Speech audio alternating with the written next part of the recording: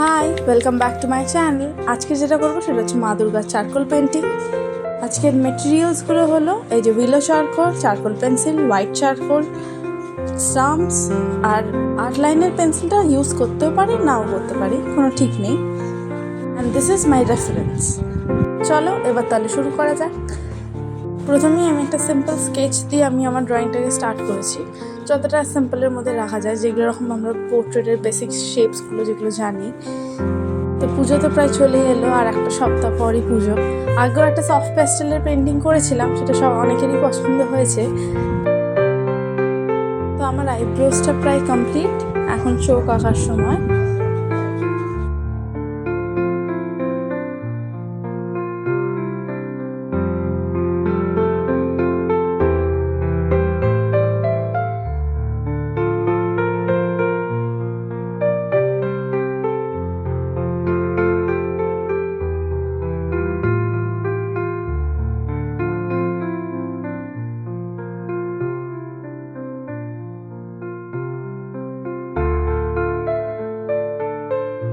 আমি স্কেচ শুরু করার প্রথমে এই নিডেবল ইরেজার দিয়ে একটু ছবিটাকে একটু মুছে নিই, যাতে পুরোপুরি প্রমিনেন্ট গ্রাফাইটের সে ছাপটা যাতে না আসে।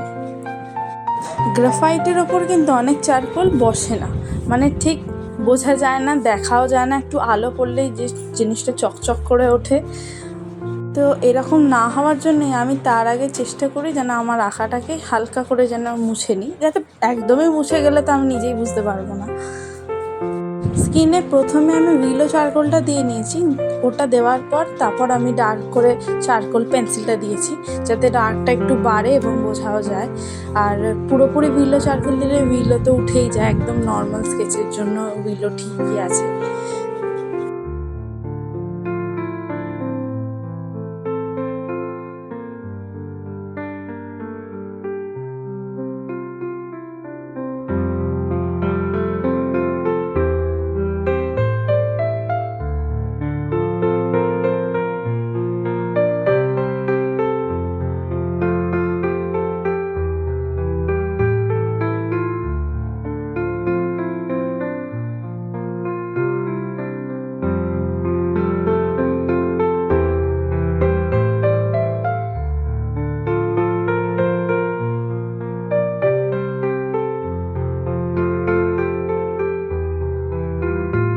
তো ঠোঁটের এই জায়গাটায় প্রথমে কিন্তু একটা ডার্ক ছিল, ডার্কটা হওয়ার পর যে লাইট এরিয়াটা ছাড়তে হতো, তার জন্য কিন্তু আমি মনোজিরো ইরেজার ইউজ করেছি। যেখানে হোয়াইট জেল পেনও ইউজ করা যায় বা অ্যাক্রিলিকও ইউজ করা যায় ফর র হোয়াইট জায়গাটা আমরা মাঝে মধ্যে যখন ছাড়তে ভুলে যাই, তখন এগুলো ইউজ করি।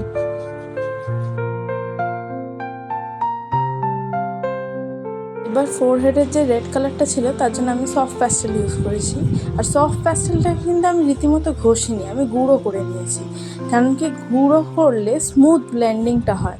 আমি আগেও সফট প্যাস্টেল ইউজ করেছি, বাট এমনি র ইউজ করলে একটা দাগ থেকে যায়, তোমরা যেটা পরে দেখতে পাবে। আমি ওপর থেকে ইউজ করেছি, দেখো এখন কিন্তু কয়েকটা জায়গায় দাগ থেকেই গেছে। তো সেটাকে অ্যাভয়েড করার জন্য আমি ফোরহেডে যেহেতু স্কিন, তাই একটা স্মুথ টেক্সচার থাকবে, তার জন্য আমি গুঁড়োটা ইউজ করেছি। সফট প্যাস্টেল গুঁড়ো করে দিলে যে এতটা ভালো ব্লেন্ডিং হয় সেটা কিন্তু আমার জানা ছিল না, এটা কিন্তু আমি করতে করতেই জেনেছি। একটা ছবি আঁকছিলাম যখন, তখন একটা স্মুথ এফেক্টের দরকার ছিল, কি মনে হলো যে একবার গুঁড়ো করে দেখা যাক। আর কি আমি আগেও ইউজ করেছি সফট প্যাস্টেল, তখন তো এতটা ভালো ব্লেন্ডিংটা হয়নি। তো সেইবার যখন ট্রাই করলাম দেখলাম বেশ ভালোই লাগলো, তাই এটা মাথায় রাখি।